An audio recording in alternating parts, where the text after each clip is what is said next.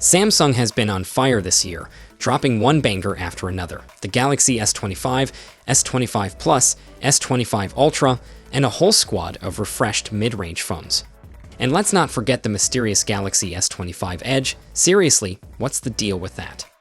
Samsung has already set the bar high for 2025, but that hasn't stopped the rumor mill from churning out fresh speculation about what's coming next.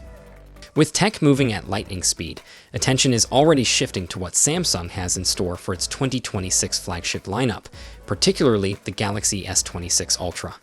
It's no surprise that rumors are heating up, and if the latest leak is to be believed, Samsung is about to push the limits of smartphone displays even further.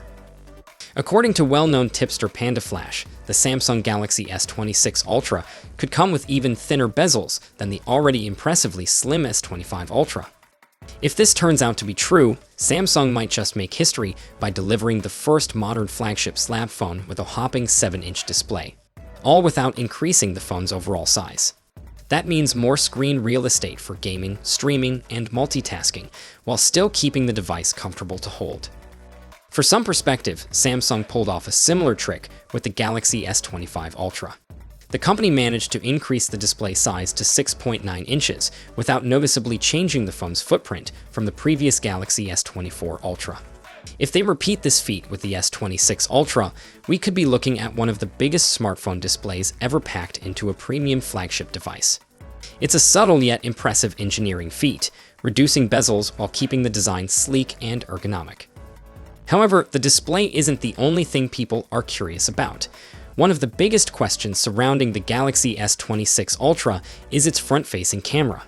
Some early rumors had suggested that Samsung might finally make the leap to an under-display camera for its premium flagship, but PandaFlash is shutting that idea down. According to them, Samsung is sticking with a traditional punch-hole selfie camera rather than opting for a UDC. The reason? Performance.